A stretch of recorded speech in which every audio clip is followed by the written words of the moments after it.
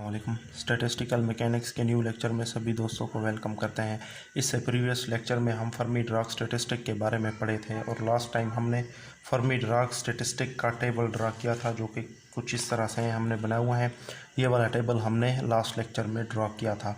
आज हम बात करेंगे इन मैक्रो स्टेट से रिलेटेड, ये जो माइक्रो स्टेट या थर्मोडायनामिक प्रोबेबिलिटी कहते हैं, ये किस तरह आई हैं। इन माइक्रो स्टेट से related micro state find out करेंगे और फिर हम बात करेंगे ऑक्यूपेशन नंबर पे। तो इसका जो माइक्रो स्टेट मालूम करने का फार्मूला है फर्मी ड्राग स्टैटिस्टिक में, जिस तरह हमने बूज-आइंस्टाइन स्टैटिस्टिक में माइक्रो स्टेट निकालने का फार्मूला निकाला था या थर्मोडायनामिक प्रोबेबिलिटी का, तो वो कुछ इस तरह से वो अलग था। और इसका जो फार्मूला है वो कुछ यूँ है, G J factorial divided by G J minus N J factorial into N J factorial. ठीक है, ये सिंपल सा फार्मूला है इसका। ठीक है, ये वाले इसी फार्मूले से हम जो है ना माइक्रोस्टेट निकालेंगे, इन तमाम माइक्रोस्टेट की माइक्रोस्टेट निकालेंगे। इस फार्मूले का प्रूफ अगर आप कहें तो मैं किसी वीडियो में कर दूंगा, लेकिन इसके प्रूफ की कोई इम्पोर्टेंस नहीं है। आपको इस फार्मूले का जस्ट पता होना चाहिए इन माइक्रोस्टेट निकालने के लिए। ठीक है, माइक्रोस्टेट निकालने के लिए ये फार्मूला आपने जस्ट याद रखना है। बाकी इसका प्रूफ भी है, लेंथी प्रूफ है इसका, अगर आप कहें तो वो मैं किसी वीडियो में आपको कर दूंगा, लेकिन उसकी इंपॉर्टेंस नहीं है। एग्ज़ाम में अक्सर नहीं पूछा जाता।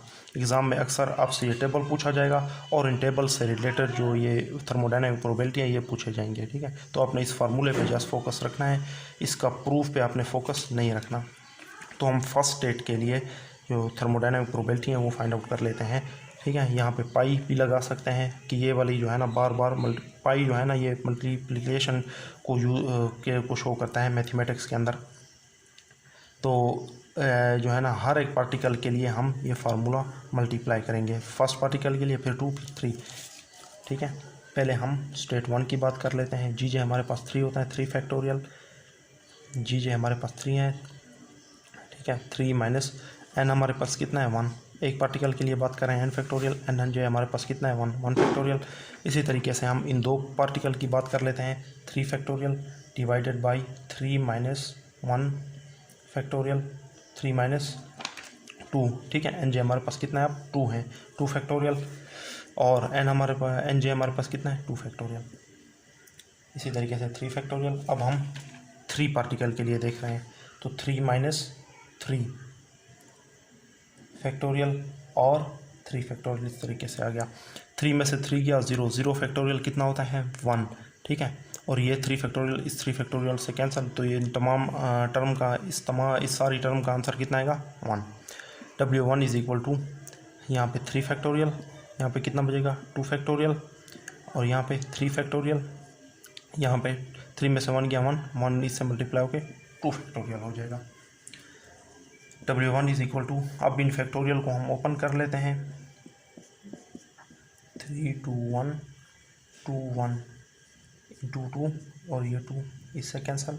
ठीक है, ये 3 इस तरह है, 3 को 3 से मल्टीप्लाई करें तो कितना आपके पास आएगा 9। तो ये 9 आपके पास इस फर्स्ट स्टेट की थर्मोडायनामिक प्रोबेबिलिटी आ गई है।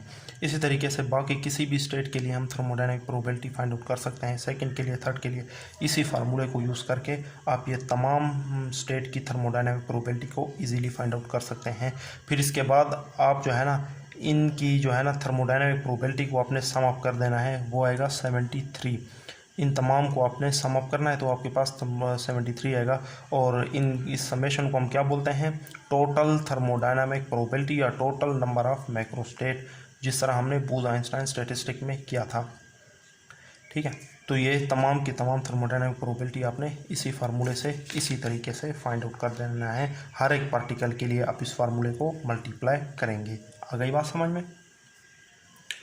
अब हम इन ऑक्यूपेशन नंबर पे बात करते हैं। ऑक्यूपेशन नंबर को हम एन जे बार से शो करते हैं। बिल्कुल वही तरीका है जिस तरह बूज-आइंस्टाइन स्टैटिस्टिक में हमने किया। हर एक पार्टिकल को उसके करस्पॉन्डिंग माइक्रोस्टेट के साथ मल्टीप्लाई करते जाना है और आपने उन्हें सम अप करना है। तो ऑक्यूपेशन नंबर मैंने आपको बताया भी था कि ये एनर्जी स्टेट के साथ रिलेट कर रही है, इसलिए हॉरिजॉन्टल लाइन से इन्हें फाइंड आउट करेंगे। हॉरिजॉन्टल लाइन में जो पार्टिकल अरेंजमेंट हैं उनको उनके करस्पॉन्डिंग माइक्रोस्टेट के साथ मल्टीप्लाई करेंगे और फिर सम अप करने के बाद उन्हें टोटल थर्मोडायनामिक प्रोबेबिलिटी से डिवाइड करेंगे। सही है। तो हम किसी एक एनर्जी स्टेट की ऑक्यूपेशन नंबर फाइंड आउट कर लेते हैं। इस स्टेट की कर लेते हैं, ठीक है। इस स्टेट की करेंगे तो कैसे होगा, ये फर्स्ट पार्टिकल मल्टीप्लाई होगा इसके कॉरस्पॉन्डिंग माइक्रोस्टेट के साथ, ये वाला पार्टिकल भी मल्टीप्लाई होगा इसके कॉरस्पॉन्डिंग स्टेट के साथ, फिर डिवाइड किससे होगा, डिवाइड होगा टोटल थर्मोडायनेमिक प्रोबेबिलिटी के साथ। तो n थर्ड की बात हो रही है, ठीक है। तो क्या आएगा, 1 मल्टीप्लाई होगा किसके साथ, 27 के साथ, प्लस ये वाला 1 मल्टीप्लाई होगा किसके साथ, 9 के साथ, और डिवाइड होगा टोटल थर्मोडायनेमिक प्रोबेबिलिटी के साथ जो कि हमारे पास है 73। तो n 3 बार किसके इक्वल आएगा, ठीक है, 27 + 9 डिवाइडेड बाई 73, तो 36 डिवाइडेड बाई 73।